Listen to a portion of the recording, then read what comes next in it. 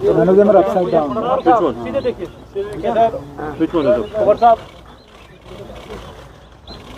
यहाँ से कुंवर साहब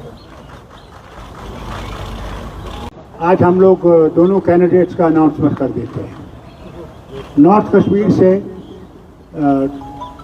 उमर अब्दुल्ला साहब लड़ेंगे और सेंट्रल कश्मीर से आगा रूहुल्ला साहब लड़ेंगे। ये कैंडिडेट्स हमने अनाउंस कर दिए। अब जो आपने वो रिलीज करना है, जहाँ तक स्ट्रैटेजी की बात है वो स्ट्रैटेजी आप हम पे छोड़ दीजिए ना। स्ट्रैटेजी इस तरह मीडिया में उसका ऐलान नहीं किया जाता। जहाँ तक पार्लियामेंट में क्या हुआ क्या नहीं हुआ, पार्लियामेंट का रिकॉर्ड गवाह है। आप देखिए डिबेट्स में एमपी हमारे जो एमपीज रहे हैं उन्होंने कितना हिस्सा लिया, कितने सवाल उठाए, कितना उनकी परफॉर्मेंस रही, वो सब आपके सामने है। डेवलपमेंट के लिहाज से जहाँ जहाँ उनको पार्लियामेंट के फंड मिले उनका सही इस्तेमाल हुआ, जहाँ पे उनको लोकल गवर्नमेंट को अकाउंटेबल रखना था कमेटियों के ज़रिए, बाकी चीज़ों के ज़रिए, जहाँ तक हो सके उन्होंने किया। हकीकत ये भी है कि अगर आप देखें तो सबसे मुश्किल 5 साल के पार्लियामेंट के इन एमपीज़ के दौर में रहा। इलेक्शन के फ़ौरन बाद 5 अगस्त 2019 का हुआ, हम उसमें से निकलना शुरू कर गए तो कोविड की बीमारी आई। तो ये एक ऑर्डिनरी 5 साल का सेशन नहीं रहा, लेकिन उसके बावजूद मैं ये मान के चलता हूँ कि हमारे एमपीज़ जो हैं बिलखसूस मसूदी साहब और फारूक साहब, उन्होंने पूरी कोशिश की कि जम्मू कश्मीर के लोगों के जो जज्बात हैं, उनके जो ख्यालात हैं, उनकी सही तरीके से पार्लियामेंट में तर्जुमानी हो।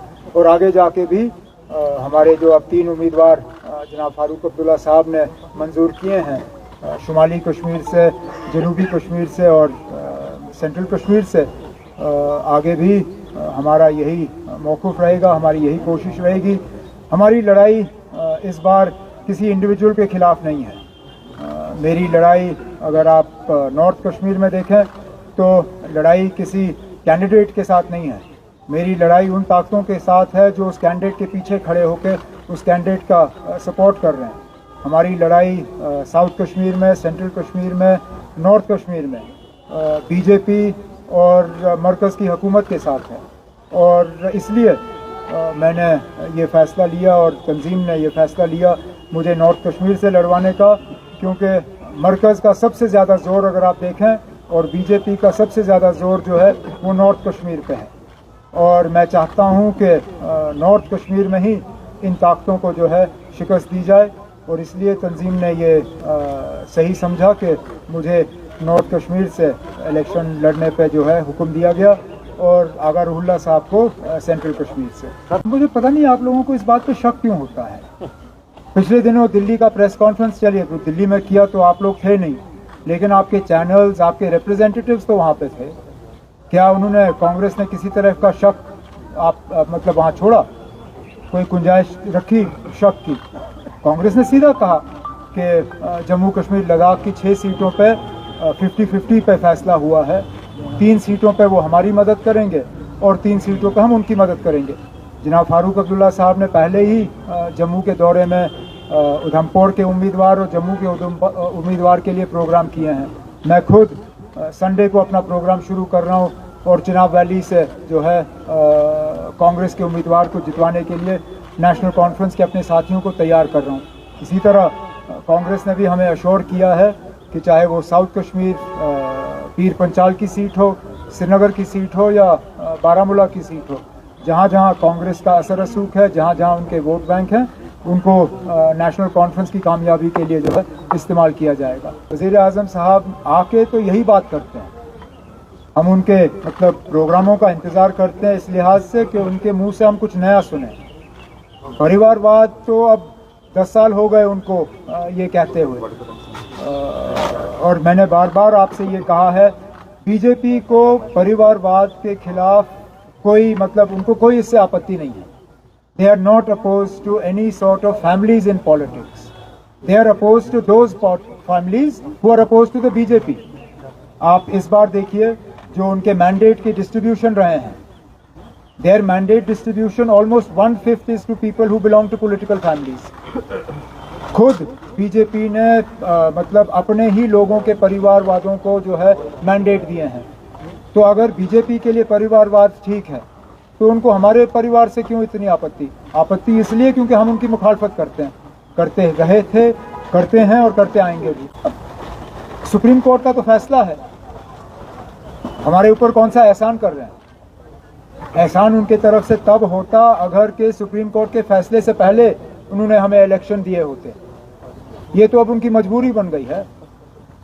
सुप्रीम कोर्ट का फैसला है कि 30 सितंबर से पहले जम्मू कश्मीर में असेंबली इलेक्शन जो है वो मुकम्मल किए जाने चाहिए। और जहाँ तक स्टेटहुड का सवाल है, अभी तक तो हमें समझा नहीं पाए कि हमसे वो छीना क्यों गया। चलिए 370 जो है उनके मंशूर में दर्ज था कई सालों से, लेकिन जम्मू कश्मीर को एक रियासत के मतलब रियासत से हटा के उसको यूनियन टेरिटरी का दर्जा देना, ये कहाँ का इंसाफ था। इस फैसले को तो वो सही माने में सुप्रीम कोर्ट में भी इसको समझा नहीं पाए। तो वज़ीर आज़म साहब ने जम्मू में जो तकरीर की उसमें हमारे साथ कोई एहसान नहीं किया।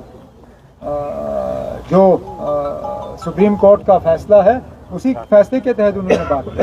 पिछले दिनों तरुण चुग का यहाँ पे आना, अल्ताफ बुखारी के घर जाना, अल्ताफ बुखारी के घर जाके सजाद लोन को वहाँ हाजिरी पे बुलवाना और उनको वहाँ पे हिदायत देना, ये तो अब खुल्लम खुल्ला जो है ये लोग बीजेपी के इशारे पे काम कर रहे हैं।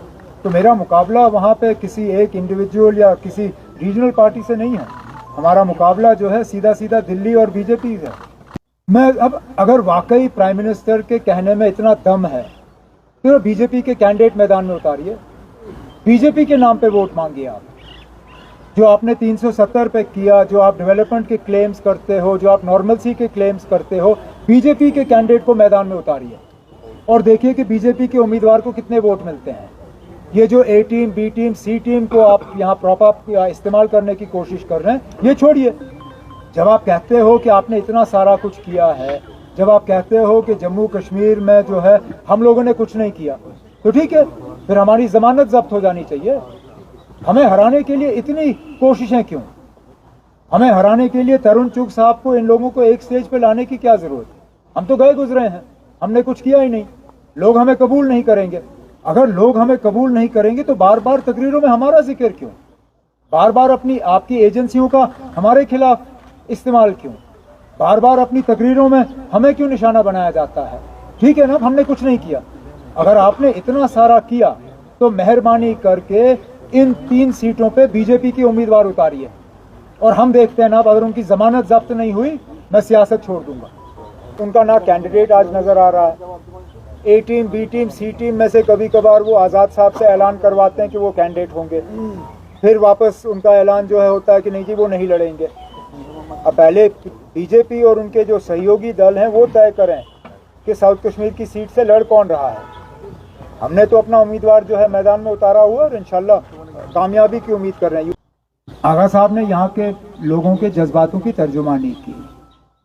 अब इनके अल्फाज अलग हो सकते हैं, लेकिन आगा साहब ने वही बात की जो नेशनल कॉन्फ्रेंस ने हमेशा से जो हम करते आए हैं। हमने 2019 का फैसला जो है उसको कबूल नहीं किया। जो जम्मू कश्मीर के साथ हुआ 2019 को, वो हमें काबिल कबूल नहीं है। अब हमारे जो अल्फाज हैं, आगा साहब के जो अल्फाज हैं, उनमें फ़र्क हो सकता है, लेकिन जज्बात वही हैं। तो आगा साहब को मतलब ना अपनी बात बदलनी होगी, ना अपने जज्बात बदलने होंगे, ना अपने बात करने का तरीका बदलना होगा। जहाँ तक आपने इत्तेहाद की बात की, हम सब इत्तेहाद चाहते थे। हम में से कोई ये नहीं चाहता था कि हम अलग अलग प्लेटफॉर्मों पर लड़ें। हमने जिस फॉर्मूला के तहत सीटों का बंटवारा किया पार्लियामेंट के लिए, हमने बिल्कुल वही फॉर्मूला इख्तियार किया जो हमने डीडीसी के इलेक्शनों के लिए इस्तेमाल किया। लेकिन बदकिस्मती से इस बार उनको वो काबिल कबूल नहीं रहा। अब जैसे आगा साहब ने कहा, हमने भी कांग्रेस से जब हमारी बात हुई इंडिया अलायंस को लेके सीट शेयरिंग पे, हमने कांग्रेस से ये कहा कि अगर इस पार्लियामेंट इलेक्शन में हमारे कोई पार्टनर हैं पार्टी जिनको हम अकोमोडेट नहीं कर सकते, हम उन्हें अकोमोडेट करने के लिए पार्लियामेंट के लिए अगर दरवाज़ा नहीं तो कम से कम असेंबली के लिए हम दरवाज़ा खुला रखने के लिए तैयार हैं। और हम अपनी बात से पीछे नहीं हटे। हमारी जो लास्ट बात कांग्रेस से हुई, हमारी यही बात रही कि आगे जाके अगर हालात इस तरह के बने, हम पार्लियामेंट में ना सही तो असेंबली के लिए जो है कोऑपरेशन के लिए अपने दरवाजे खुले रखेंगे।